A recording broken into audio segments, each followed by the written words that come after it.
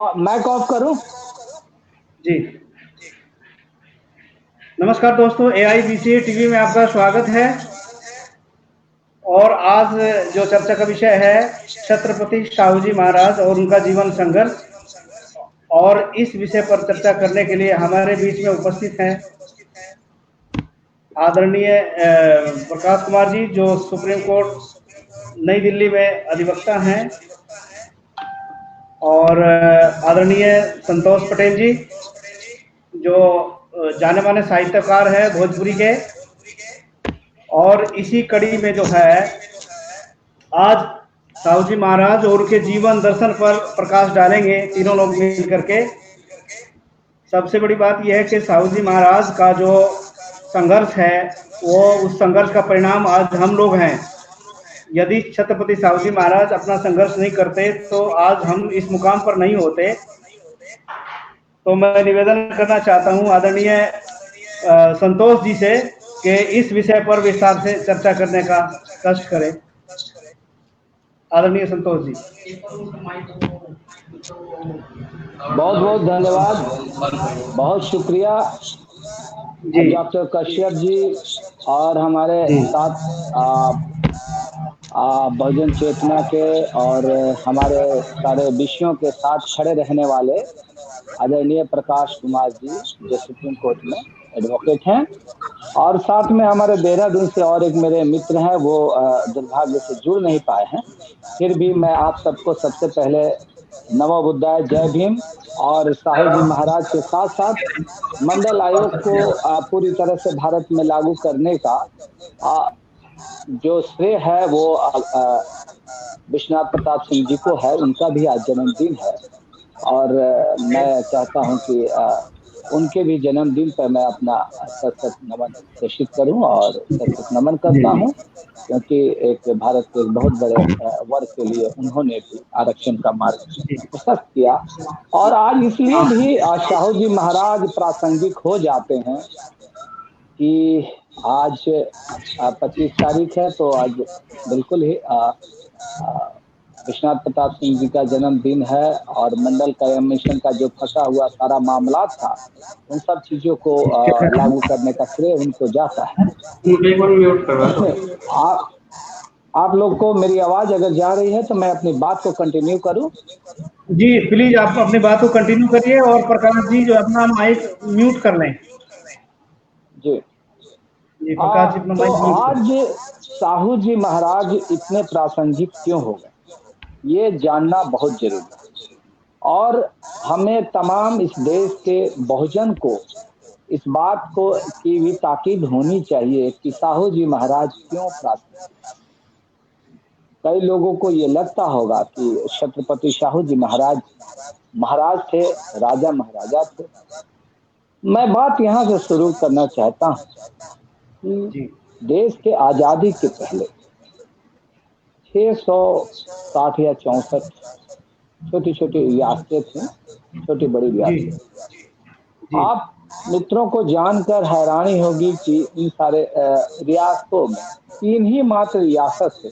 664 रियासतों में मात्र रियासत थे जो हमारे वर्ग के लोगों के उत्थान के लिए पूरी तरह समर्पित, जिसमें जो सबसे पहला जो रियासत था वो साहू जी महाराज का कोल्हापुर स्टेट, दूसरा स्टेट जो है बड़ौदा स्टेट है, और तीसरा जो स्टेट है वो इंदौर का होलकर का स्टेट है, जहाँ होलकर का शासन था। साहू जी महाराज जी कोल्हापुर में थे और बड़ौदा में जो है गायकवाड़ साहब। ये बड़े जानना प्रासंगिक है। हमारे तमाम बहुजन मित्रों को, भाइयों और बहनों को, सबको जानना चाहिए कि हमारे उद्धारक, हमारे संरक्षक कौन है। जी।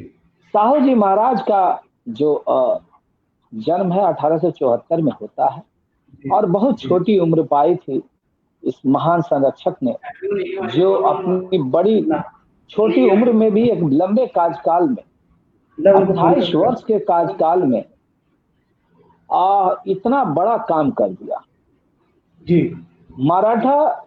मराठी क्षेत्र में साहू जी महाराज के संघर्षों की तमाम चर्चाएं हैं। मैं अध्ययन के दौरान बहुत सारे लेखक, श्री अशोक राव शिंदे सरकार की किताब छत्रपति राजर्षि साहू जी महाराज, उत्तम कामले की किताब राजर्षि साहू जी महाराज यानी महिला मुक्ति, मैं इसलिए इन किताबों का नाम लेना चाहता हूं कि इन किताबों की अपनी एक प्रासंगिकता है, एक सिग्निफिकेंस है। वो सिग्निफिकेंस इसलिए है कि हमें जानना पड़ेगा कि साहू जी महाराज के संघर्ष और साहू जी महाराज का इस देश के बहुजनों के लिए क्या क्या योगदान है, कितना महती सिग्निफिकेंस है, कितना बड़ा कंट्रीब्यूशन है, वाइटल कंट्रीब्यूशन है, उसको जानना जरूरी है। राजर्षि साहू जी महाराज यानी महिला मुक्ति पर उत्तम कामले बतलाते हैं कि किस तरह से भारत में महिलाओं के उत्थान के लिए जो काम किया वो साहू जी महाराज ने काम किया। वो बारी बारी से मैं चर्चा में लाऊंगा। आपने मुझे वक्त दिया है तो मैं जरूर इन सारी चीजों को करूंगा। उसी तरह मैं एक और किताब देखो महिलाओं ने कितना साहू जी महाराज के ऊपर काम किया। डॉक्टर पद्मा पाटिल ने एक किताब लिखी, रचतेचा विश्वस्त राजा साहू जी महाराज। फिर नीला पांडेर, डॉक्टर नीला पांडेर की किताब है, वो है महाराष्ट्र तिल समाज सुधारक साहू जी महाराज। मैं केवल शब्दों को इंसिस्ट करता हूं, उससे सारी चीजें स्पष्ट होंगी। पहले हमने कोट किया था महिला मुक्ति और साहू जी महाराज के साथ जुड़ा हुआ है। दूसरा रचेता विश्वास, यानी कि लोगों में एक विश्वास रचने वाला, कैसे विश्वास रचा, वो थे साहू जी महाराज। महाराष्ट्र में समाज सुधारक के पंक्तियों में सबसे ऊपर रहने वाले में साहू जी महाराज। साहू जी महाराज के विचार आणि कार्य डॉक्टर शिरीष पवार ने लिखा। उसी तरह से देवले की किताब है राजर्षि साहू जी महाराज। ऐसे साहू जी महाराज के संघर्ष और इतिहास पे श्याम सुंदर सिंह की भी किताबें हैं। और साहू जी महाराज के भाषण का अनुवाद भी हिंदी में विनय कुमार वासनिक ने किया है, जो कि अभी मैंने आपके कल कहने के बाद मैंने उस किताब को अमेजन से बुक किया है। सामाजिक क्रांति के सूत्रधार साहू जी महाराज, छत्रपति साहू जी महाराज, जिसको डॉक्टर ब्रजलाल वर्मा ने लिखा है। और राजर्षि साहू जी छत्रपति एक मागोआ डॉक्टर जय सिंह राव पवार। देखो जय सिंह राव पवार, ये मराठी में एक विस्तृत काम किया है उन्होंने, जय सिंह राव पवार ने, डॉक्टर साहब ने, और कई वॉल्यूम में उनकी किताबें प्रकाशित हैं। क्योंकि अब हमने देखा कि साहू जी महाराज के कार्यों में वर्सैटिलिटी कितनी है, कितनी वर्सटाइल उनकी पर्सनालिटी है, कितनी विविधता है। और वो सारी विविधता बहुजनों के लिए उत्थान के लिए है, दलितों अछूतों के उत्थान के लिए है। ज्यादा वक्त नहीं है, ये 100 साल में इतना बड़ा बदलाव हम देख रहे हैं। आज हम 2020 में हैं और ये 2012 में देखिए कि इतना बड़ा काम होता है। और महाराजा जो है 1884 में उनको शिवाजी फोर्ट की जो पत्नी है वो गोद लेती हैं, क्योंकि उनका नाम पहले होता है यशवंत राव। और उसके बाद वो शासन में आते हैं और शासन में आने के बाद कमाल का काम करते हैं। और ये काम जो है ये जो 1922 तक लगातार चलता रहता है। और इस काम के अंदर हम लोग जब अब उन कार्यों का मूल्यांकन करते हैं तब हमें लगता है कि अरे ये कमाल के आदमी, जिस आदमी के अंदर, जो आदमी राजा है, मैंने कविता लिखी थी, जो आदमी राजा है वो जाता है, राजा है वो जाता है गंगाराम कामले की दुकान पे, एक दलित अछूत की दुकान पे, और चाय भी पीता है। जो लोग गंगाराम कामले को टॉन्ट करते हैं, तब कर ये बात जब उनके कान में आता है साहू जी महाराज के, तो साहू जी महाराज कहते हैं भैया अब एक सोडा बनाने की भी मशीन रख लो कामले। और आपको एक इंस्टांस बताता हूं कि कामले के खिलाफ उनके ही राज दरबार में एक प्रभु वर्ग का व्यक्ति था, प्रभु वर्ग वहां के सोकल फॉरवर्ड कहे जाते हैं, वो उनके खिलाफ कुछ काम किया तो राजा ने उसको वहां से निकाला। अब प्रमुख जो बातें मैं बताना चाहता हूं वो ज्यादा जरूरी है, वो ज्यादा आवश्यक है। भाइयों, डॉक्टर साहब साहू जी महाराज के मैं महिला मुक्ति के ऊपर बात थोड़ा करना चाहता हूं, क्योंकि महिला मुक्ति के ऊपर, क्योंकि जब तक महिलाओं को बराबर का अधिकार इस देश में नहीं मिलेगा, कंधे से कंधा मिला के नहीं चलेंगे, तब तक हमारे बहुजनों का भी उत्थान जो है वो सार्थक नहीं होगा। जो सपना साहू जी महाराज ने देखा था हमारे लिए, जो सपना ज्योतिबा फूले ने देखा था, जो सपना ज्योतिपुंज राष्ट्रमाता सावित्रीबाई फूले ने देखा था, जो हमारे सबसे बड़े जो मुक्तिदाता बाबा साहब आम्बेडकर ने देखा था, वो सपना पूरा नहीं हो सकता जब तक हम महिलाओं को बराबर रूप से उनका अधिकार नहीं देते हैं। डॉक्टर साहब, आप देखिए कि उस वक्त में उन्होंने कितनी महिलाओं के लिए काम किया। मैं जाति, पहले महिलाओं के लिए, फिर मैं जाति पर और फिर नौकरी में आरक्षण की बिंदु पर बात रखूंगा। जी सर। जी, तो महिलाओं के लिए आप देखें कि अंतर जातीय शादी की बात, जिसको आप देखिए बाबा साहब आम्बेडकर ने भी इस बात को एक्सेप्ट किया था। जाति उन्मूलन यानी कि जाति के उच्छेदन, इनहेलेशन ऑफ कास्ट के लिए साहू जी महाराज ने अंतर जातीय शादी 1918 में उन्होंने मान्यता दी। देवदासी प्रथा समाप्त किए। हमारे सारे दोस्तों को पता है कि देवदासी प्रथा क्या होती है, इस पे ज्यादा मुझे कहने की जरूरत नहीं है। उसके बाद मैं आपको बताता हूं कि महिलाओं के लिए शिक्षा की व्यवस्था, महिलाओं के जो विधवा होती थी उनको भी पुनर्शादी करने की व्यवस्था, ये इनका जो था साहू जी महाराज का, इसको बजाते उन्होंने कानूनी मान्यता दी, कानूनी मान्यता दी। और उसके वो सच्चे अर्थ में एक जो प्रजातांत्रिक व्यक्ति होता है, एक राजतंत्र में प्रजातंत्र की संकल्पना लेकर आने वाले व्यक्ति का नाम है साहू जी महाराज। आप ये देखिए कि नौकरी में वहां पे जब वो आते हैं और सब चीजों को देखते हैं, तो देखते हैं कि सारे नौकरियों पे तो सारा का सारा नौकरी जो है कुछ खास वर्गों, पारसी हैं, प्रभु हैं, ब्राह्मण हैं और एक सैंथली या कुछ ऐसे करके जाति है, वो सारे लोगों ने कब्जा कर रखा। इन सारे नौकरियों में 50% आरक्षण का व्यवस्था करते हैं वो, और 50% व्यवस्था करने के बाद उसका मॉनिटरिंग भी करते हैं। ये नहीं है कि बस व्यवस्था कर दी, सरकारी कानून ला दिया, बना दिया, नहीं, उसकी मॉनिटरिंग करते हैं और इवैल्यूएशन करते हैं और देखते हैं कि इससे कितना हमारी संख्या भागीदारी बढ़ी है। और ये छोटे नहीं, तमाम नौकरियों में अछूतों को, वंचितों को, तमाम जातियों को उसमें शामिल करते हैं। ये साहू जी महाराज के तब जो दूसरा काम है। बेगार प्रथा, अब ये देखो हमारे वंचित वर्ग के लोगों को, जो क्षुद्रों को, अतिशूद्रों को बेगार कराया जाता है, उस बेगार प्रथा को भी समाप्त किया 1920 में।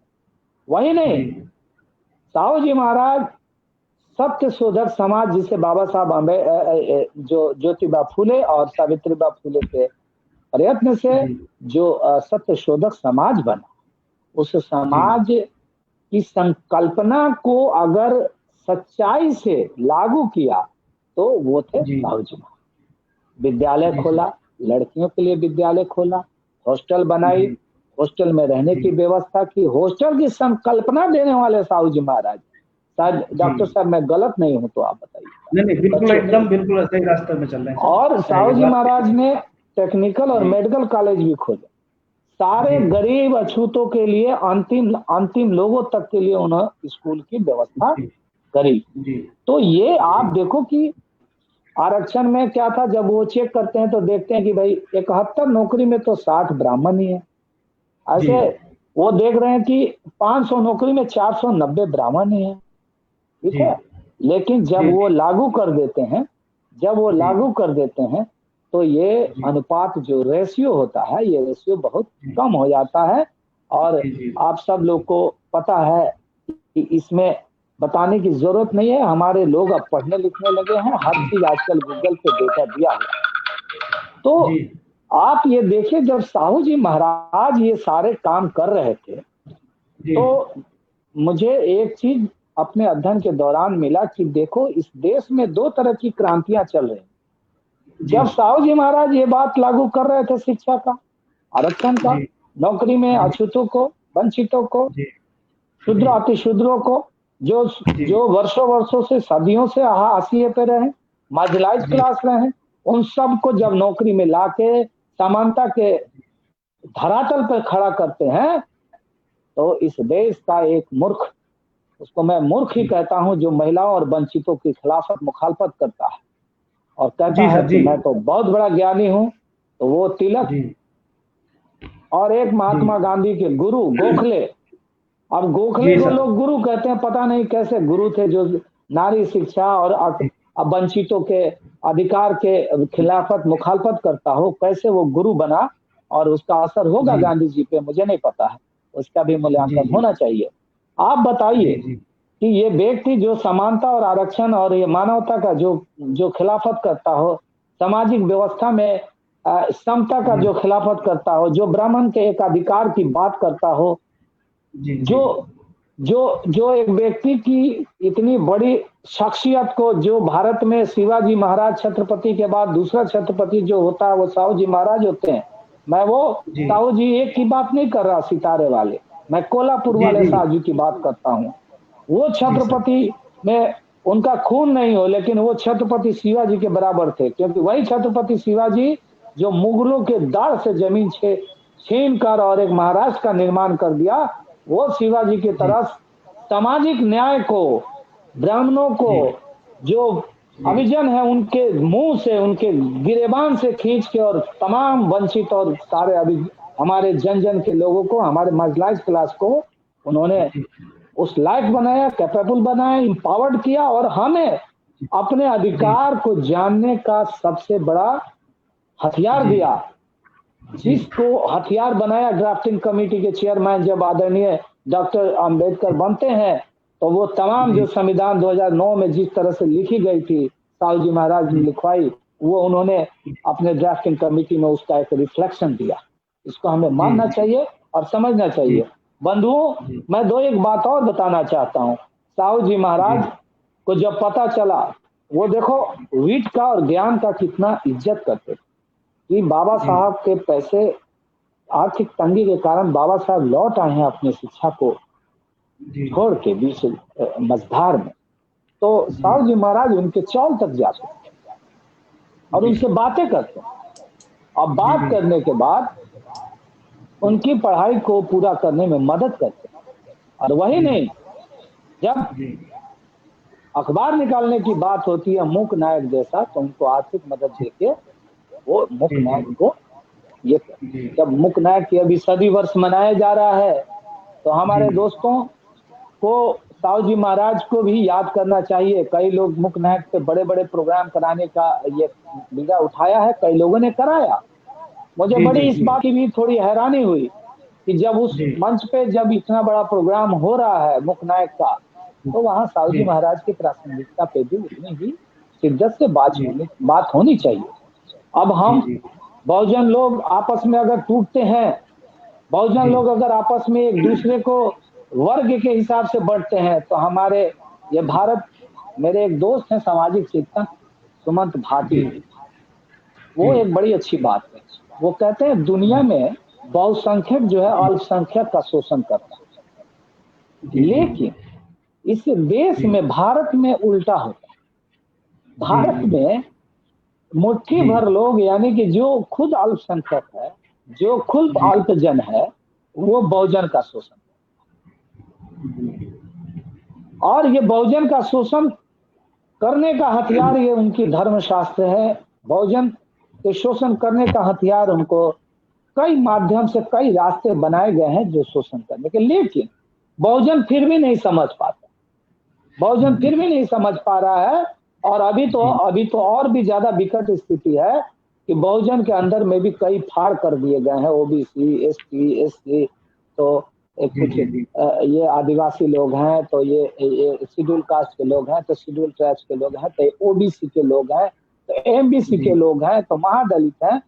ये तमाम के तमाम जो आपके रिसोर्सेज हैं उसके बंटवारा में तो लो, लेकिन जब तुम्हारी बात आए, हम जब जग जाएंगे तो ये अल्पजन भागेंगे। हमारे अधिकार, हमारे महिलाओं का अधिकार, तमाम महिलाओं को, क्योंकि पूरा महिलाएं जो है इस देश में वो एक तरह से दमित और दलित हैं। तो ये सब चीजों का वकील साहब के पास भी चलते हैं, 1 मिनट हम जो है वकील साहब की बात सुनते हैं, फिर हम आपको दोबारा लेते हैं। जी वकील साहब वेट कर रहे हैं। जी अभी हम आपको देंगे। वकील साहब मेरी अगर आवाज आ रही हो, वकील साहब आवाज आ रही है? हट गई वकील साहब की आवाज। आज उधर से ये कनेक्टिविटी में जो है कमी लग रही है, प्रॉब्लम आ रही है। जी प्रॉब्लम आ जाती है, नेटवर्क की समस्या है। प्लीज आप कंटिन्यू करिए। जी हाँ, तो मैं ये कह रहा था कि इतना सब काम किया साहू जी महाराज ने, कि जिनके ऊपर भारत में तो वहाँ महाराष्ट्र में तो बहुत काम हो रहा था। मैं जब उत्तर भारत की ओर देखता हूँ तो उत्तर भारत में प्रासंगिक रूप से साहित्यिक काम भी कम हुआ, प्रचार का काम कम हुआ, लोगों को जानकारी देने का काम कम हुआ।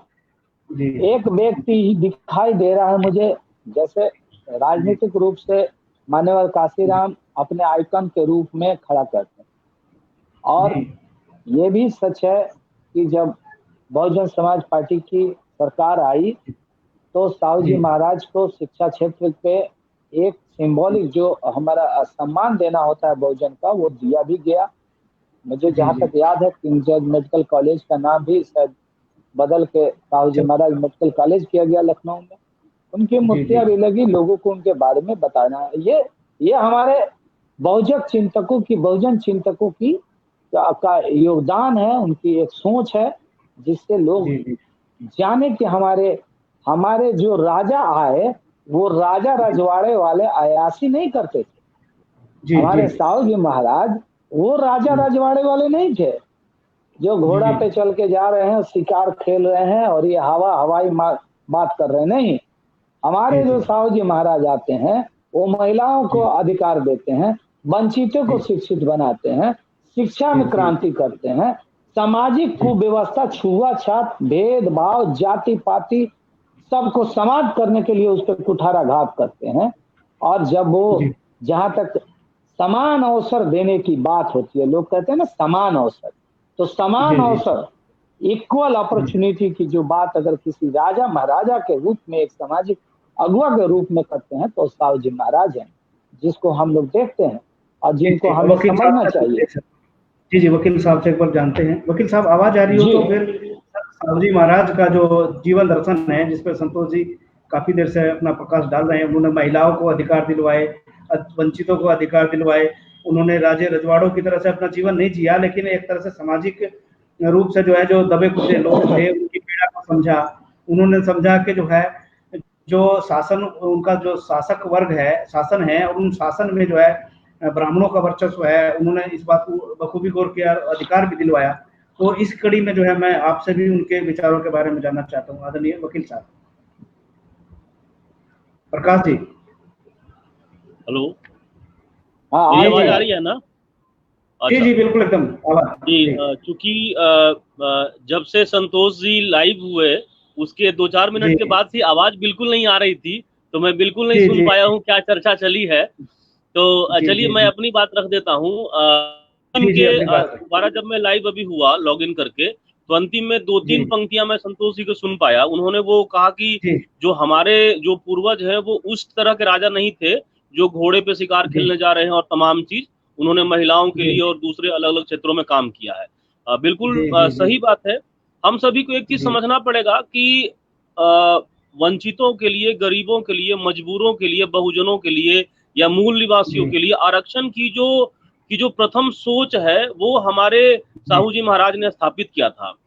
अब थोड़ा सा उसके पीछे चलना पड़ेगा कि आखिर ऐसा क्या हुआ कि वो सोच उनके पास में आया, उनसे पहले जो हमारे संपन्न जो हमारे बीच के जो संपन्न लोग थे उनमें नहीं आया, या फिर जो संपन्न तबका है समाज का दूसरे लोगों का उनमें नहीं आया।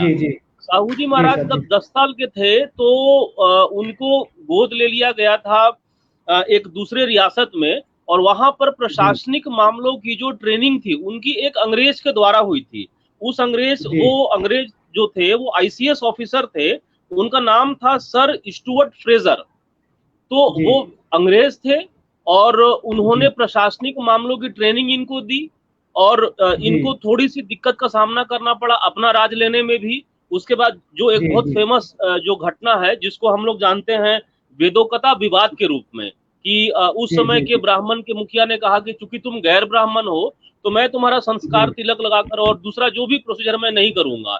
इनके मन को ठेस लगा कि जब एक राजा के साथ में ये घटना हो सकती है तो बहुजन समाज का या वंचित तबके का या मूल निवासी तबके का जो गरीब आदमी है, जिसके पास जो भूमिहीन है, शिक्षा नहीं है, कोई पावर नहीं है, उसके साथ में ये लोग क्या करते होंगे। तो उन्होंने आस्ते आस्ते आस्ते आस्ते क्या किया कि उस ब्राह्मणी सामंती विचारधारा को आस्ते आस्ते वहां से उन्होंने बाहर करना शुरू किया, और लोगों को पढ़ाना लिखाना, महिलाओं को, वंचितों को स्कॉलरशिप देना, स्कूल कॉलेज खोलना और दूसरे तमाम चीज करना शुरू किया।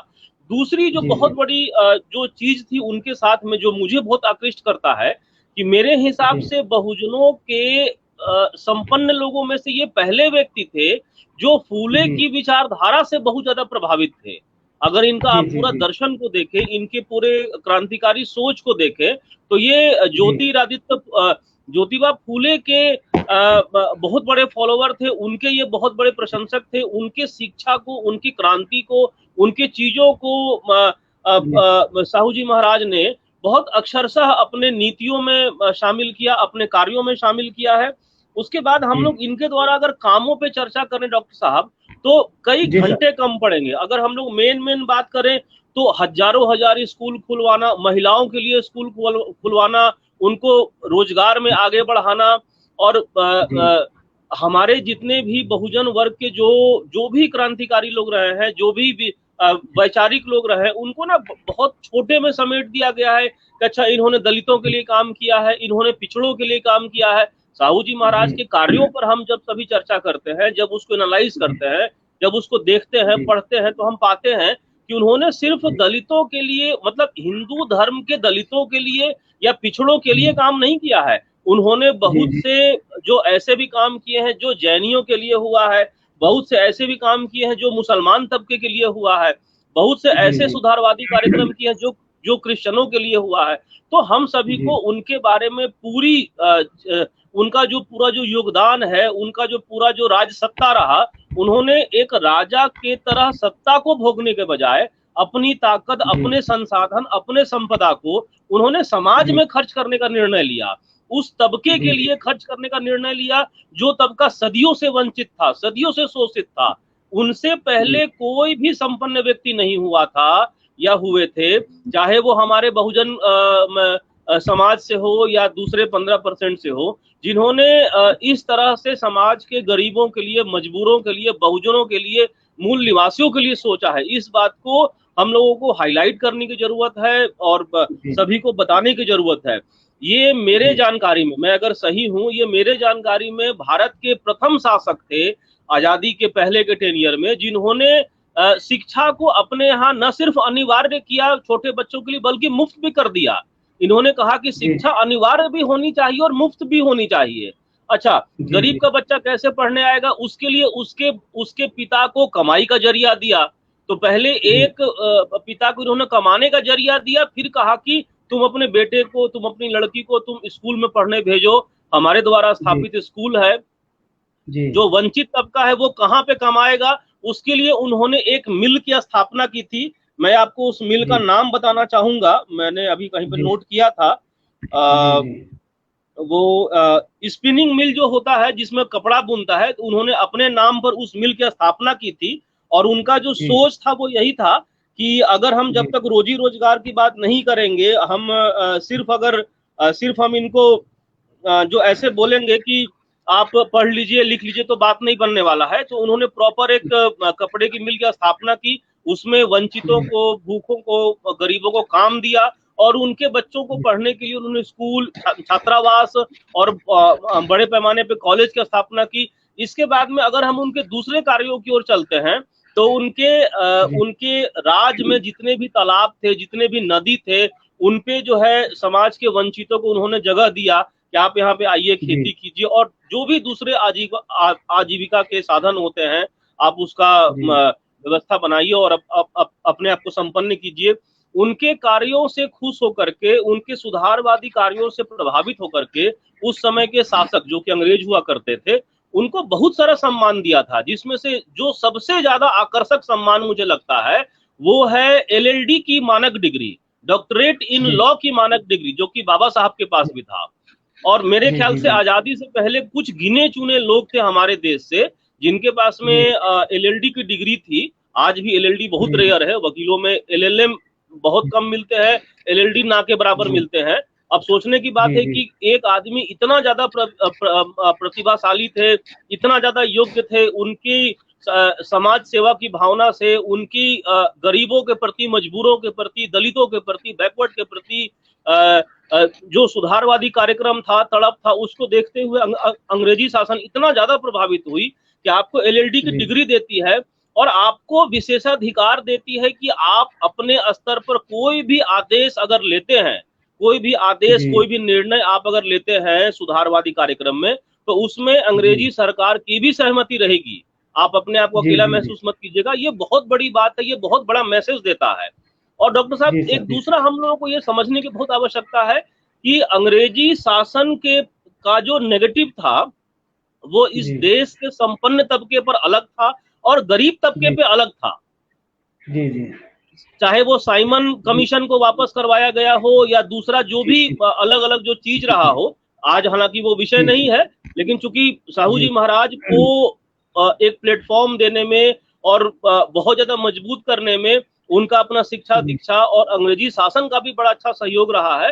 तो हम सभी को एक बार साहू जी महाराज को भी धन्यवाद कहना चाहिए कि उन्होंने व्यक्तिगत उपभोग के स्वभाव पे नहीं चला, उन्होंने अपनी पूरी की पूरी संसाधन का, पूरे के पूरे संपदा का उपयोग जो है गरीबों के लिए, मजबूरों के लिए। अच्छा, दूसरा एक बात है कि हमेशा एक नैरेटिव चलाया जाता है उनके बारे में कि उन्होंने खाली OBC के लिए काम किया, दलितों के लिए काम किया। नहीं, ऐसा नहीं है।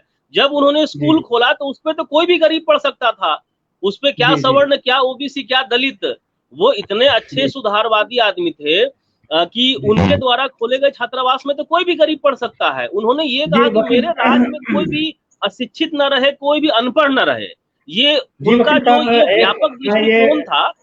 एक चीज मैं जानना चाहूंगा सर, जो है वकील साहब, यहाँ जैसे 1902 में छत्रपति साहू जी महाराज ने जो है अपनी रियासत में 50% जो है समाज के जो गैर ब्राह्मण थे यानी पिछड़े थे, उन लोगों के लिए अपनी शासन व्यवस्था किया था। तो उस समय जो है 1902 में जो है 99% जो है बड़े अधिकारी और बड़े जो प्रशासनिक अधिकारी थे और मंत्री थे, वो 99% ब्राह्मण वर्ग के लोग थे, ब्राह्मण जाति के लोग थे। तो जो है अगर 1902 को देखें और 2000 को देखें, 2002 को देखें, तो 1902 से लेकर के 2002 तक जो है 100 साल का समय हो जाता है। तो इस 100 वर्षों में भी हमें जो देखा 2002 तक भी ये वो वर्चस्ववादी व्यवस्था, जो मनुवादियों की जो व्यवस्था जो है इस देश में बनी रही। और 2002 से आज 2020 है और जो सरकारी आंकड़े देखें तो फिर भी जो देखते हैं कि वर्चस्व जो है उन्हीं लोगों का बना हुआ है। तो साहू जी महाराज का तो एक कंट्रीब्यूशन था, उन्होंने व्यवस्था दिया, लेकिन जो है आज वर्तमान परिस्थितियों को ध्यान में रखते हुए इस सवाल को भी आप उजागर करिएगा, आखिर ऐसे कौन से कारण रहे जो आज हम साहू जी महाराज का किया गया संघर्ष जो हम भूलते जा रहे हैं और जिसकी वजह से आज हम हमारी अपनी आबादी के हिसाब से हमारा हक अधिकार हमको अभी नहीं मिल पाया। अभी भी वो उच्च वर्गीय जो उस वर्णीय जो व्यवस्था है वो अभी भी हावी है। अभी तक जो है बड़े बड़े अधिकारी IAS PCS और मंत्रियों में, मंत्रालयों में, बड़े बड़े मंत्रालयों में जो है उच्च वर्गीय लोगों का ही वर्चस्व है। तो कहीं ना कहीं साहू जी महाराज का किया हुआ संघर्ष अभी हम लोग भूले हुए बैठे हुए हैं। इस पर भी अपना विचार आप दीजिएगा आदरणीय वकील साहब। जी डॉक्टर साहब, जो आपने प्रश्न पूछा बहुत सही प्रश्न है। इसी प्रश्न को दूसरे शब्दों में और दूसरे कलेवर में आज की जो मनुवादी मीडिया है वो रखती है कि आरक्षण की समीक्षा होनी चाहिए। सवाल ये नहीं होना चाहिए कि आरक्षण की समीक्षा हो या ना हो, सवाल ये होना चाहिए कि आरक्षण की जरूरत उस समय क्यों थी और आज क्यों है। आज 2020, जैसा आपने कहा कि 1902 से ये सफर शुरू हुआ है और 2020 में आ गया है। सवाल है कि 2020 में जब हर जिले में पुलिस है, हर मोहल्ले में पेट्रोलिंग होती है, तब किसी दलित को शादी में घोड़ी पे चढ़ने पर आप उसको जिंदा मार देते हैं। अभी यूपी की घटना है 3-4 दिन पहले की, एक प्रजापति परिवार को पूरा का पूरा जिंदा जला दिया गया है। तो सवाल है कि 2020 में अगर इतनी घृणित मानसिकता के लोग रहते हैं, आपके द्वारा किया गया कोई भी जो आपराधिक कृत्य है उस पर एफआईआर लिखवा लेना भगवान से मुलाकात करने के बराबर है, तो उस समय कितना अन्याय रहा होगा। ये पूरी बातचीत का एक पहलू है कि आज भी शोषणकारी लोगों की शोषण करने की मानसिक व्यवस्था, मानसिक अवस्था बदली नहीं है, आज भी वही है। आज भी इनका बस चले तो दलितों के गर्दन में जो है ये वो हांडी टांग देंगे, झाड़ू टांग देंगे, ओबीसी को बोलेंगे कि भैया तुम जो है, कहारों को और कश्यपों को बोलेंगे तुम जो है मछली पकड़ो, नाव बनाओ, कुर्मी कोयरी को बोलेंगे कि आप जो है खेती कीजिए और राज करना जो है हमारा काम है, इनका अगर बस चले तो ये तो पूरी बातचीत का एक पहलू है कि ये इनकी शोषणकारी मानसिकता है। अब थोड़ा सा हम लोग बातचीत को और विस्तृत करते हैं कि हम लोग क्या कर सकते हैं, हम जो 85 लोग हैं। डॉक्टर साहब, ये जैसा अभी संतोष भाई ने एक बड़ा अच्छा चीज कहा था कि साहू जी महाराज बाकी राजाओं से इस मामले में अलग थे कि उनके पास भी अवसर थे घुड़सवारी करने के, पोलो खेलने के और इंग्लैंड जाकर मौज मस्ती करने का, शिकार करने का और जो दूसरे तामझाम होते हैं। हम लोग, मैं नाम लेना उचित नहीं समझता हूं, हमारे ही देश के कुछ राज घराने हैं जिनके यहाँ उस समय चांदी की मेज होती थी और ट्रेन के डब्बे में खाना और वो तमाम चीजें, उनके आज भी लोग सांसद बने हुए हैं, पार्टी वार्टी बदली हुआ है, तो आप लोग समझ गए होंगे मैं किन की बात कर रहा हूँ। धन का एक काम ये हो सकता है कि हम चांदी के बर्तन में खाना खाएं और चांदी की ट्रेन अपने खाने के मेज पे गोल घुमवा दें। धन का एक यूज ये भी हो सकता है कि वो सारा काम हम ना करके आप स्कूल कॉलेज खुलवाइए, रोजगार के अवसर खुलवाइए और पंक्ति के अंतिम व्यक्ति को इतना मजबूत कर दीजिए कि आप आरक्षण क्या देंगे वो आरक्षण लेने से मना कर दे। मैं सुप्रीम कोर्ट में प्राइवेट वकील हूं, मुझे कोई आरक्षण नहीं चाहिए क्योंकि मैं इतना पढ़ लिख गया हूं अपने बाप माँ के मेहनत से, अपने संघर्ष से, कि मुझे किसी किस्म के आरक्षण की जरूरत नहीं है। आज मेरे पास में कहीं से भी कोई भी सरकार का ऑफर आता है कि प्रकाश जी आप सरकारी वकील हमारे बनिए, तो हम कहते हैं भैया मेरी कमाई आप क्यों मारना चाहते हैं। मैं प्राइवेट केस में अगर 100 रुपए कमाऊंगा तो सरकारी केस में मैं 10 रुपए कमाऊंगा, मेरी आप कमाई क्यों मारना चाहते हैं। तो सवाल है कि 3-4 चीज को एक साथ समझने की आवश्यकता है। ये जो शोषक लोग हैं इनकी शोषण की मानसिकता जो उस समय थी वही आज भी है, पहली बात। दूसरी बात, हम जो बहुजन लोग हैं, हम लोग जितना चिंता अपने बेटे को डॉक्टर बनाने में, बेटी का इंजीनियर से शादी करने में करते हैं, क्या उतनी ही चिंता अपने पूरे के पूरे 85 के वर्ग के लिए करते हैं? नहीं करते हैं। ये एकदम मानने वाली बात है। तीसरी चीज, हम जब ये कहते हैं कि हमारे से ब्राह्मण, क्षत्रिय, वैश्य नफरत करता है, तो क्या हमारे 85 के अंदर जातियों का क्रमागत बंटवारा नहीं है? क्या हम सभी अलग अलग सीढ़ी पे नहीं है? क्या ओबीसी एससी से नफरत नहीं करता है? क्या एससी के अंदर भी एक दूसरे से नफरत की भावना नहीं है? क्या ओबीसी में नफरत का हिरार्की नहीं बना हुआ है? क्या एक अनकॉल्ड रूल नहीं बना दिया गया है कि ओबीसी में यादव सर्वश्रेष्ठ होगा, उससे नीचे कुर्मी है, फिर कोयरी है, फिर कहार है, फिर इस तरह से जातियों का जो बंटवारा है। तो सवाल है कि हम अपने घर में नफरत करें वो ठीक है, हम ब्राह्मणों से ये उम्मीद करते हैं कि आप हमसे शादी कीजिए और ये कीजिए और वो कीजिए, पहले ओबीसी तो ठीक हो जाए, ओबीसी का जो भी 3-4-5 जाति है पहले वो तो एक हो जाए, पहले ओबीसी और एससी तो ठीक है। डॉक्टर साहब बस मैं एक पंक्ति और इसमें जोड़ना चाहूंगा। मुझे ब्राह्मणों की एक चीज बड़ी अच्छी लगती है, मैं बिहार से हूँ, दिल्ली में एक एरिया है क्रिश्चियन कॉलोनी मुखर्जी नगर, वहां पर आप देखेंगे कि मधुबनी के रहने वाले जो ब्राह्मण हैं अपने घर से 5 साल का समय महीने के 3000 रुपए हर महीना मंगवाते हैं। तो 3000 रुपए महीने का मतलब हो गया साल के 36,000 रुपया, और 5 साल तक लगातार मंगवाते हैं। 15 घंटा वो कंटिन्यू पढ़ते हैं, कोई तामझाम नहीं, 2 बार खाना सेल्फ कुकिंग करते हैं, वो पढ़ाई करते हैं, आईएएस का टारगेट रखते हैं, आईएएस बन जाते हैं। उनको दिल्ली में किसी सिनेमा हॉल, किसी मॉल में, किसी गप करने की जगह पे आप नहीं देखिएगा। और बहुत मेहनती लोग होते हैं, 5 साल में आईएएस बन के चले जाते हैं, आईएएस नहीं बनेंगे तो पीसीएस बनेंगे, पीसीएस नहीं बनेंगे तो बैंक के पीओ बन के चले आएंगे। अब हमारे वाले युवकों पे आप चले जाइए, हमारे युवक जवान होते ही रथ यात्रा में शामिल होंगे। अभी रथ यात्रा का समय आने वाला है, मेरे ख्याल से आ भी गया है, सुप्रीम कोर्ट ने कह दिया है कि खाली आप पूरी में घुमाइए। तो हमारे लड़के अपनी जो भुजा बल है, अपना जो दिमाग है, अपने बाप का जो पैसा है, समाज में जो चंदा हम लोग काटते हैं, तो हम लोग मतलब मेरे लिए ये बड़ा दुर्लभ अवसर है कि मेरे पास कभी कोई ओबीसी या एससी किताब के या फॉर्म के पैसे मांगने आए। हमारे पास जो है जगराता का और जागरण का पैसा मांगने जरूर चले आते हैं। तो हमारे बच्चे अपनी ताकत, अपना समय खर्च करते हैं जगराता में, जागरण में, भंडारा में, इन चीजों में। उनके बच्चे खर्च करते हैं आईएएस बनने में। तो ये एक बेसिक चीज है। उनसे उनकी जो नफरत की भावना है उस पर बात करना जितना जरूरी है, उससे ज्यादा जरूरी है कि हमारे अंदर कितना डिफॉर्मिटी है, हमारे अंदर कितना जो है दुर्गुण है, हमारे अंदर कितना। भाई उनको तो हम ठीक नहीं कर सकते ना, लेकिन हम तो ठीक हो जाए। आज हम 3 बहुजन के लोग बैठे हैं, एक माननीय प्रोफेसर है, एक माननीय पत्रकार है और एक छोटा सा वकील है। तो अगर सभी के सभी बहुजन वकील बन जाए, सभी के सभी बहुजन पत्रकार बन जाए, सभी के सभी बहुजन, ठीक है हम आईएएस नहीं बन सकते, बीए तो पास कर सकते हैं, एमए तो पास कर सकते हैं, इसमें तो कोई नहीं रोक सकता है आपको, लेकिन ये भी नहीं होता है। मैं डॉक्टर साहब जिस कॉलोनी में रहता हूँ, त्रिलोकपुरी है, ये यहाँ पर एससी समुदाय बहुत ज्यादा मात्रा में है। अब मैं यहाँ देखता हूँ कि वाइफ हस्बैंड दोनों नौकरी में है, माँ बाप दोनों नौकरी में है, दोनों गवर्नमेंट जॉब में है। 1 लाख सवा लाख रुपए दोनों पैसा उठा करके अपने घर में लाते हैं। घर में 3-4 बाइक है, 4 व्हीलर है, बड़ा बड़ा, मतलब इससे बड़ा बड़ा मोबाइल है, सब कुछ है, लेकिन पढ़ाई नहीं है। वही आप सवर्णों के यहाँ देखिएगा, मतलब सवर्णों के आप डॉक्टर साहब देखिएगा कि उनके घर के जो गार्जियन है प्राइवेट स्कूल में पढ़ाएंगे, महीने का 8,000 कमाएंगे, 1 टाइम खाएंगे, 2 टाइम खाएंगे, चावल दाल खाएंगे, नमक भात खाएंगे, रोटी अचार खा लेंगे, लेकिन बच्चे को वो अधिकारी बना देंगे। हमारे यहाँ 2 आदमी गवर्नमेंट जॉब में है, प्योर जो सो गवर्नमेंट जॉब बोलते हैं, 60,000 80,000 रुपए महीना वाला, और वो अपने बच्चे को क्लर्क नहीं बना पाता है। ये बेसिक चीज है।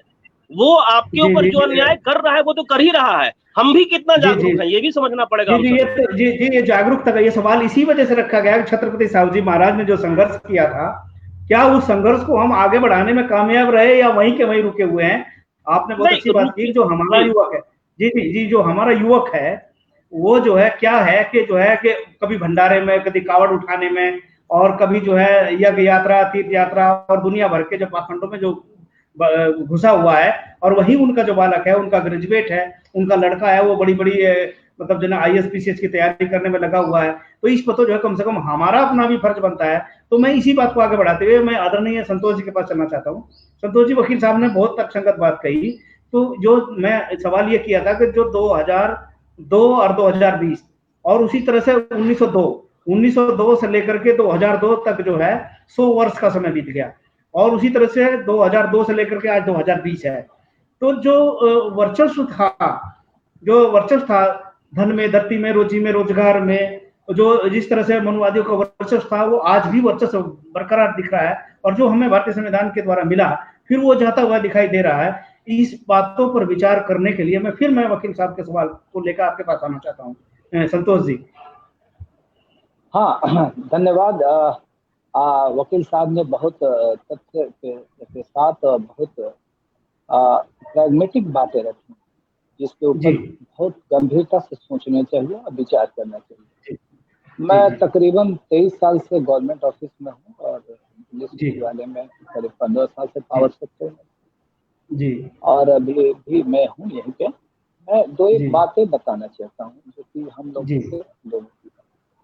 साहू जी महाराज कहते थे एक बात, कहते थे कि ब्राह्मण नेतृत्व कभी भी पिछड़ों की समस्या समाप्त नहीं कर सकता, या ब्राह्मण नेतृत्व में कभी भी पिछड़ों में मैं एज ए होल मानता हूँ।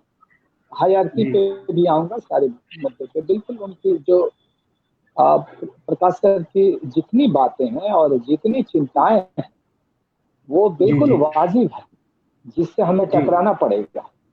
और कहाँ दिक्कत हो रही है, मैं 2 एक बातों से आप लोग को मैं क्लियर करना चाहता हूँ। पहली बात कि साहू जी महाराज ने जब देखा कि पिछड़ों को न्याय नहीं मिलेगा, justice will not impart to them, तो क्या किया उन्होंने, कुलकर्णी का पद ही बंद कर दिया, जो राजस्व का पद, आपको याद होगा, जी समाप्त जी कर दिया।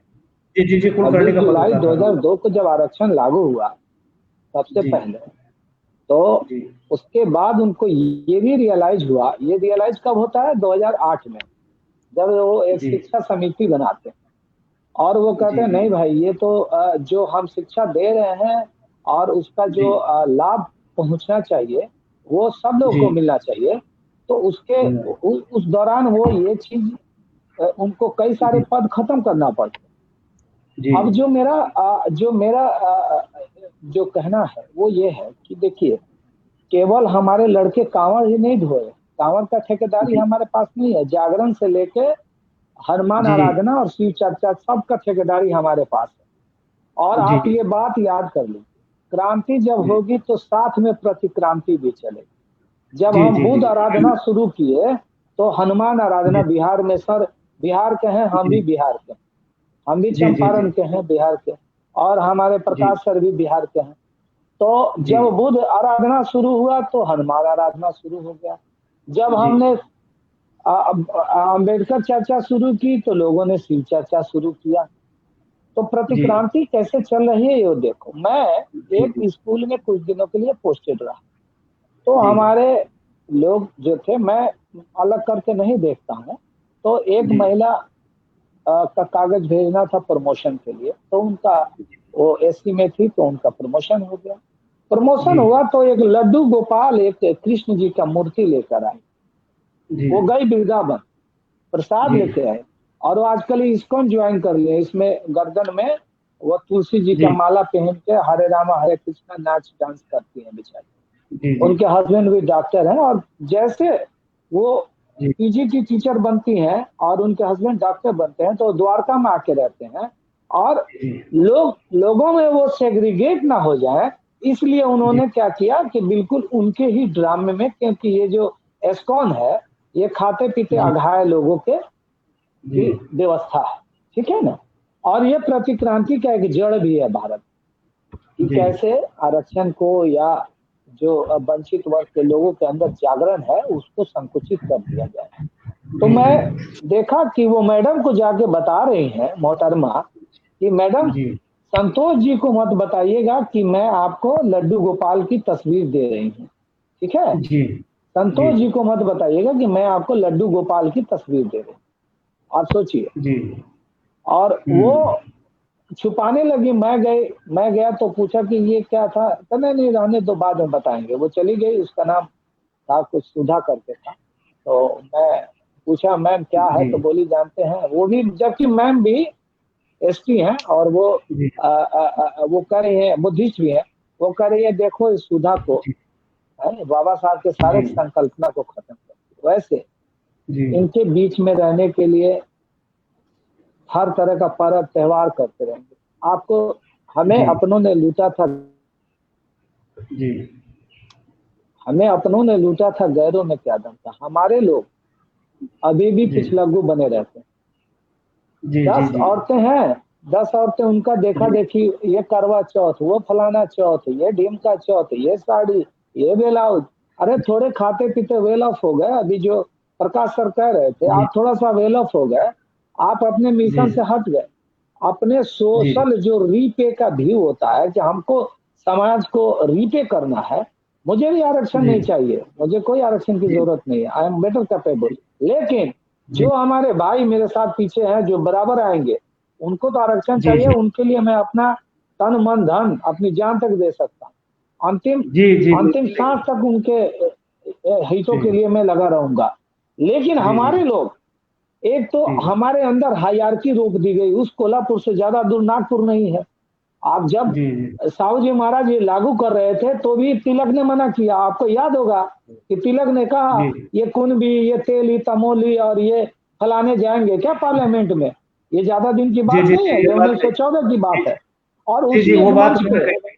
सर जी उसी मंच पे संत गाडगे जी थे, एक मंच पे ये जी बोल जी पड़े तिलक, तो संत गाडगे बड़े प्यार से खड़ा हुए और जी महाराज ने कहा कि अरे जी महाराज जी, आप बिल्कुल ठीक कह जी रहे हैं, हम तो धोबी हैं, जिंदगी भर कपड़ा धो रहे हैं, हम तो पार्लियामेंट में नहीं जा पाएंगे, ऐसा करो आप मुझे ब्राह्मण बना दो।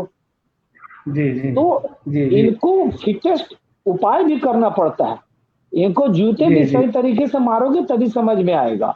हमारे लोग लॉजिकल हैं, लेकिन प्रतिक्रांति करके इस तरह बुरी तरह फंसाया जाता है कि हमारे लोग कांवर लेने में जाएंगे, अपनी माँ को 2 रुपया नहीं देंगे। मैं बिहार से हूँ, मैंने देखा है, जीप पहले बुक हो जाता है, गाड़ी बुक हो जाता है, हाफ पैंट हाफ कमीज तैयार हो जाता है महीना भर पहले, लेकिन घर में बूढ़ी माँ है, उसको 5 रुपया नहीं देंगे।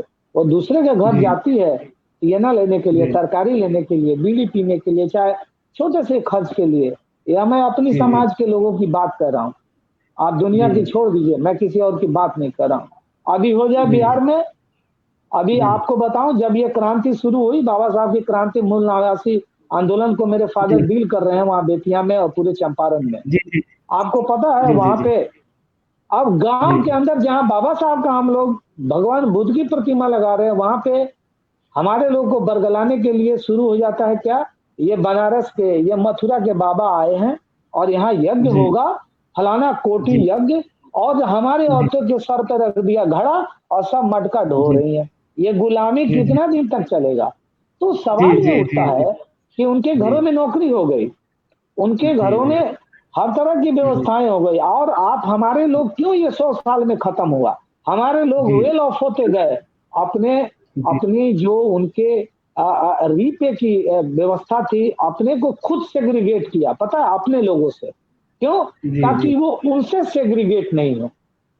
भैया, जब हमारे को आरक्षण से लाभ मिला है, हमको बोलने का अधिकार मिला है, बराबरी में बैठने का जिस चीज से अधिकार मिला है, उसके लिए लड़ना क्या पाप है?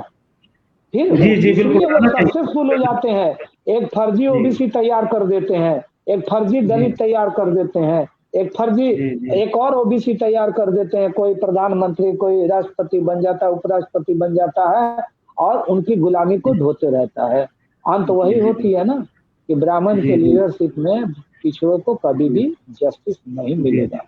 और आज ये जो प्रतिक्रांति हुई, उस प्रतिक्रांति ने हमारे पुरखों का जो सपना था, उस सपना को डाइल्यूट करना शुरू किया और उसके लिए हमारे ही लोगों को यूज किया। इसलिए हम अभी बैक फुट पे चले गए। जी वकील साहब, संतोष जी कह रहे हैं कि जो प्रतिक्रांति हो रही है, जी प्रतिक्रांति की जो बात कर रहे हैं संतोष जी, तो ये बात जरूरी है जानना कि हमारे युवकों को फंसाया जाता है किसी न किसी काम में। जैसे मूर्ति लगाने की बात हुई, तो हम मूर्ति लगाते बुद्ध और अम्बेडकर की, तो वहां पर जो है बनारस से कहाँ से जो है फलाना पांडे आ जाते, यज्ञ करने के लिए आते, फला कोटि यज्ञ होगा, या फिर जो है ये कलश यात्रा होगी, ये दुनिया भर की यात्राओं में जो फंसाया जाता है, ये लोग फंसते हैं। तो इनको भी हम लोगों का दायित्व भी है कि जो है हम इस तरह के कलश यात्रा है, इस पर जो है उन्हें जन जागरण करें, भाई जहाँ तुम्हारा भला होगा वहां जाने की आवश्यकता है। और समय अभी हमारा जो है समाप्ति की ओर भी होने वाला है, फिर हम आएंगे संतोष जी के पास एक बार कंक्लूडिंग रिमार्क के लेकर के। फिर वकील साहब से ये जानना चाहते हैं हम, जो है वकील साहब, जो ये बात आई है निकल करके, जो है कि जो साहू जी महाराज का जो आंदोलन जो शुरू हुआ था, तो वो जो जिनके खिलाफ, जिन्होंने अपने खिलाफ लिया, वो उनका आंदोलन तो था उसके लिए जो दबे कुचले वंचित समाज के लोग हैं उनके उत्थान के लिए था। लेकिन जिन लोगों के अंदर से पद निकले, जिनकी जगह पर इन दबे कुचले वंचित लोगों ने पद लिए, तो जो है वहां से निकल करके उन सवर्णों ने या उच्च वर्ग के लोगों ने जो है जो काउंटर एक्शन किया, यानी उन्हें दबाने और उसके खिलाफ काम करने का। जैसे एक बात बताई कि बाल गंगाधर तिलक कह रहे थे कि तेली तंबोली कुण भट्टों को क्या संसद में जाने की क्या जरूरत है, क्या वहां जमीन है जहाँ उनको हल जोतना है। तो एक तरह से ये रिएक्शन निकल करके आया उनका कि इनको यहाँ नहीं आना चाहिए, इनको तो जो है अपने वही रहना चाहिए जो काम करना चाहिए। संत गाडगे की जी भी बात बताई इन्होंने कि जो है उन्होंने खुद खड़ा होकर कहा कि मैं नहीं लूंगा, मैं नहीं जाऊंगा, मुझे ब्राह्मण बना दो। तो मतलब ये रिएक्शनरी वर्क जो है ना, उधर तो दिखाई दिया हमारे महापुरुषों के द्वारा, लेकिन इधर जो है काउंटर एक्शन आजादी के बाद से जो है साहू जी महाराज के उस आदर्श को हम लोगों ने धीरे धीरे बोलना शुरू किया। इस पर आप जो कंक्लूडिंग रिमार्क की ओर चलते हुए इस पर अपनी बात कहिए सर। आवाज बहुत ज्यादा कट रही है, मैं बस अंदाजे पे सुन पा रहा हूँ, मैं बस अंदाजे से मैं सुन रहा हूँ। मैंने थोड़ा सा लिप रीडिंग किया है, अब पता नहीं वो कितना सही कितना गलत है। शायद आप ये जानना चाह रहे हैं कि साहू जी महाराज के काम का विरोध किसने किया और उनको रोकने का तरीका और उद्देश्य क्या था। तो जी हाँ। देखिए सर, जी तो सर मोटा मोटा बात यह है कि जब कभी भी आप सत्ता चलाने वाले लोगों से उस वर्ग के लिए कोई चीज मांगेंगे जो वंचित है, चाहे वो 1902 हो, चाहे 2002 हो, चाहे 3002 हो, तो हर समय सत्ता जिनके पॉकेट में है उसको दर्द होगा, सीधा सा बात है। अभी मौजूदा एग्जाम्पल ले लीजिए, अमेरिका पूरे दुनिया का दादा है, लेकिन जब वहां पर एक ब्लैक के गर्दन पे एक व्हाइट पुलिस ऑफिसर ने अपना घुटना रखा तो उसके खिलाफ में तीव्र प्रतिक्रिया हुई। तीव्र प्रतिक्रिया देने में इतनी ज्यादा तीव्र प्रतिक्रिया हुई कि उस ऑफिसर की वाइफ ने उसको उसी दिन डिवोर्स कर दिया। और अमेरिका के धरती पे लॉकडाउन होने के बावजूद, कोरोना होने के बावजूद जितने ब्लैक थे उसके 10 गुना व्हाइट निकल के आ गए। इससे ये दिखता है कि वहां के लोगों का डेमोक्रेसी में, डेमोक्रेटिक वैल्यूज को रखने में, उसको टिकाए रखने में कितना दर्द है, वो कितना इन्वॉल्व है अपने सिस्टम के प्रति। अच्छा, बड़ी अच्छी बात है कि उस चीज को हमारे यहाँ के जो शोषक वर्ग है या जो मनुवादी लोग हैं उन लोगों ने भी काफी सपोर्ट किया। तो सवाल है कि जब आप ब्लैक वर्सेस व्हाइट में ब्लैक का पक्ष लेते हो तो यहाँ मनुवाद वर्सेस गैर मनुवाद या शोषक वर्सेस शोषित में भी तो आपको दर्द होना चाहिए ना। अभी आप तमिलनाडु का एग्जाम्पल लीजिए, तमिलनाडु में जो मेडिकल की सीट का जो झमेला हो रहा है कि हम आपको 50 से आगे नहीं देंगे या 0 देंगे ओबीसी को सीट को, सुप्रीम कोर्ट जाया गया, सुप्रीम कोर्ट ने कहा कि आपका ये जो राइट है ये फंडामेंटल राइट नहीं है, कॉन्स्टिट्यूशनल राइट नहीं है, आप वापस हाई कोर्ट जाइए। हाई कोर्ट वो लोग गए, अब हाई कोर्ट में मुकदमा पेंडिंग है, जुलाई में फिर से सुप्रीम कोर्ट की डेट है। सवाल है कि कितनी बार सुप्रीम कोर्ट को ये बताना पड़ेगा कि आरक्षण आपका संवैधानिक अधिकार है। वो तो आजादी के समय ही जो है पंगम वाले केस में, जिसपे हम लोगों ने एक एपिसोड भी यहाँ पे किया था, उसमें आपने मुझे समय दिया था बोलने के लिए, मैं उसको दोहराऊंगा नहीं। उसी में जो है 16(4) और 15(4) में अमेंडमेंट करके जो है उसको कर दिया गया है। तो जब कोई चीज संविधान का पार्ट बन गया तो आज उसको 2 या 3 जज की ऑनरेबल बेंच कैसे कह सकती है कि वो संवैधानिक अधिकार नहीं है, आप हाई कोर्ट जाइए। अरे भाई, हम देश के सबसे बड़े कोर्ट में आए हैं, आप एक बार कानून डिसाइड कीजिए ना, क्यों आप हमको हाई कोर्ट भेज रहे हैं। तो इससे मानसिकता मालूम चलता है। तो डॉक्टर साहब, मैं बस 2 लाइन में अपनी पंक्ति समेट दूंगा। मैं सबसे पहले उस मिल का नाम ले लेता हूं जो मैंने कहा था, साहू जी महाराज ने बनाया था साहू छत्रपति स्पिनिंग और बुनाई मिल। और जो आज की सरकार कर रही है, जो आज की सरकार नहीं कर पा रही है किसानों के लिए, शोषितों के लिए, वंचितों के लिए, कि डेडिकेटेड जिसको मार्केट बोलते हैं वो उन्होंने बनाया था। बांध बनाए थे, 2 बड़े बड़े उन्होंने बांध बनाए हैं। एक बांध का नाम है राधागिरी बांध और एक बांध का नाम है आपका कोल्हापुर में है। और वो 3-4 डिस्ट्रिक्ट को पानी के मामले में आत्मनिर्भर बनाता है। तो आप कैसे उस राजा को, उस उतने बड़े माइंडेड आदमी को आप कलर दे सकते हैं कि आपने सिर्फ ओबीसी के लिए काम किया है। उन्होंने तो जितना काम किया है, बाबा साहब ने जितना काम किया है, वो आज की सरकार नहीं कर पा रही है। अब मैं आपके सवाल पे आता हूं कि आखिर दिक्कत क्या है ये मनुवादी लोगों को। डॉक्टर साहब, जैसा मैंने बताया कि 1902 हो, 2002 हो, 3002 हो, 4002 है, जब भी जल, जंगल, जमीन, हवा जिसके पॉकेट में रहेगा आप उससे चीज मांगिएगा। आप उसे जब चीज मांगिएगा तो उसको दर्द होगा, सीधी सी बात है। और ये ब्राह्मणों को नहीं, आप अगर मुझे राजा बना दीजिए 10-20 साल के लिए और आप मुझसे भी मांगिएगा कि प्रकाश जी न्याय कीजिए 125 करोड़ के साथ में, तो शायद मेरे भी पेट में दर्द होगा। ये जो है मानव स्वभाव है कि संसाधनों का जब आप मोनोपोलाइज कर दीजिएगा, जब आप उसको एक सिरे से उठा करके किसी के पॉकेट में डाल दीजिएगा, वो जो भी 2, 4, 5, 10% के लोग हैं, तो वो दर्द होगा अपने से पॉकेट से निकाल के बाकी लोगों में देने में। ये मानव स्वभाव है। ट्रेन की हम लोग ट्रेन में देखते हैं ना कि भरी हुई ट्रेन है और मैं स्टेशन नंबर 2 पे अगर पहुंचा तो मैं नॉक करता हूं, बड़ा मुश्किल से घुसता हूं, बड़ा मुश्किल में जगह बनाता हूं। जैसे ही मैं उस भीड़ का हिस्सा बनता हूं, अगले स्टॉपेज पे जैसी ट्रेन फिर से पहुंचती है, तो नए आदमी को रोकने में जो पहले की भीड़ है वो तो होती है शामिल, मैं भी शामिल हो जाता हूं। मतलब पहले मैं ट्रेन के बाहर था तो मेरी मानसिकता अलग थी। अब मैं चूंकि भीड़ का हिस्सा बन गया हूं, अब मैं भी नहीं चाहता हूं कि इस 89 से 90 हुए 90 से कोई 91 हो जाए। तो हमें इस मानसिकता का जो है समझना है कि जब कहीं कोई बुरा चीज होगा तो वो जाति देख के, धर्म देख के अन्याय नहीं करता है। देश में जब पॉल्यूशन बढ़ेगा, देश में जब नौकरी घटेगी, देश में जब करप्शन होगा, देश में जब पानी की दिक्कत होगी, कोई महामारी होगी, तो वो जाति धर्म देख के आपको नहीं तंग करेगा। इसलिए एक बढ़िया चरित्रवान, मानवीय, इंसानियत की भावना वाला सत्ता हमें चाहिए, चाहे वो जैसे भी हो। जी वकील साहब, आपने बहुत बढ़िया बात कही। सर मैं एक बात मैं जो था, ये हमारा जो AIBCA टीवी है, ये दबे कुचले शोषित वंचितों के लिए, जिनका शासन प्रशासन में, धन में, धरती में, रोजी में, रोजगार में प्रतिनिधित्व बहुत कम है, उनको प्रतिनिधित्व दिलाने के लिए संघर्ष कर रहा है।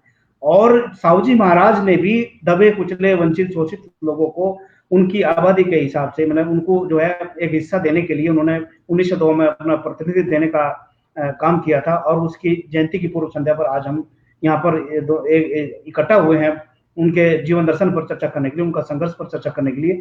और हमारे AIBCA टीवी का भी ये उद्देश्य है कि एक लोगों में जन अवेयरनेस आए, वो उनके विचारों को समझे, जाने और उनके किए गए कार्यों को प्रेरणा स्वरूप लेकर के आगे बढ़े। और जो ये अच्छी चर्चा चल रही, बहुत देर से हम लोग 1 घंटे से लगभग लगे हुए हैं, तो मैं निवेदन करना चाहता हूँ आदरणीय संतोष जी से कंक्लूडिंग रिमार्क पर ध्यान करते हुए कि जो है इस सभा को यहीं पर विसर्जित करने का हमें अनुमति दे। संतोष जी। हाँ सर, मैं कवि हूँ, तो मैं चाहता हूँ एक छोटी सी कविता से मैं बात को कंक्लूड कर दूं। और मैं AIBCA जो टीवी है, डॉक्टर जी सिंह जी हैं, चंद्रिका पटेल जी हैं, और आज हमारे साथ बहुत विद्वत आदरणीय प्रकाश कुमार साहब हैं। मैं सबका बड़ा आभारी हूँ, आप लोग का आभारी हूँ। और आज साहू जी महाराज के जन्म जयंती के पूर्व संध्या पर आपने इतनी बड़ी संगोष्ठी ये की, ये हमारे लिए बहुत आवश्यक है कि हम इन सब चीजों को सामने लाएं। ये आपका एक बहुत शानदार प्रयास है, ऐसी पहल है जिससे हमारे लोगों में जागरूकता का ये बहुत आवश्यक कदम है। इसके लिए मैं जितनी प्रशंसा आपकी करूं उतना कम है। और मैं भी आपसे प्रेरणा लेके मैं भी चाहता हूं कि आपने जितने भी बहुजन नायक हैं, जिनको मैंने अपने ये किताब भी समर्पित की है, वो बहुजन नायकों को के जन्म जयंती पर या उनके महापरिनिर्वाण दिवस पे कुछ न कुछ प्रोग्राम कराऊं। ये मैं AIBCA चैनल का भी मैं बड़ा शुक्रगुजार हूँ। और 2-4 लाइन में अपनी पढ़ के अपनी बातों को विराम देता हूँ। मैं साहू जी महाराज के चरणों में मैं समर्पित करते हुए 2-4 पंक्तियां कर रहा हूँ। जगा दो, ये मेरी कविता है। जगा दो अब जगने का वक्त हो चला है, उनको जगा दो। अब जगने का वक्त हो चला है, उनको जगा दो। गहरी नींद से बहुत उड़ाया सपनों के पखेरु को, बहुत उड़ाया सपने के पखेरु को, कल्पना के चिरई को। अब लड़ने दो समय से, सच्चाई से, जिंदगी के सुख दुख से, दुख के बिंब से, सुख के शिल्प से। जुड़ने दो धरती और आसमान से, लहर से, तूफान से। लड़ने दो भूख के उफान से, आग से, पानी से, सामाजिक विषमताओं से, वर्णवाद से, जातिवाद से, धार्मिक ठेकेदारी से। क्योंकि समय आ गया है रचने का नया इतिहास, नया विश्वास, नई रचना, नया गीत, नई कविता, जिसमें नींद नहीं जागरण है। कुछ नया करने के लिए जगा दो, अब मत सोने दो, फिर से फिर से फिर से। मैं इन्हीं शब्दों के साथ मैं अपने बानी को विराम देता हूँ। और डॉक्टर जी सिंह साहब को भी मैं अपना हार्दिक आभार प्रेषित करता हूँ। और साहू जी महाराज के पावन चरणों में सत नमन करता हूँ। और अपने तमाम बहुजन उन नायकों को मैं सत नमन करते हुए मैं अपने पानी। धन्यवाद, बहुत बहुत सर। आप सब लोग हमारे इस छोटे से निमंत्रण पे आए और हमें जो है बाबा साहब भीमराव अम्बेडकर के द्वारा जो प्रेरणा मिली, साहू जी महाराज के द्वारा जो प्रेरणा मिली, ज्योतिराव फुले के द्वारा जो प्रेरणा मिली, और जो कंसेप्ट है पे बैक टू सोसाइटी का, आप जिनकी वजह से आज मैं प्रोफेसर हूँ, मुझे कहने में कोई गर्व की बात होती है, गर्व महसूस होता है कि हमारे महापुरुषों के द्वारा किए गए संघर्षों के परिणाम आज आप लोगों के बीच में इस इतने बड़े पद पर मुखातिब हूँ।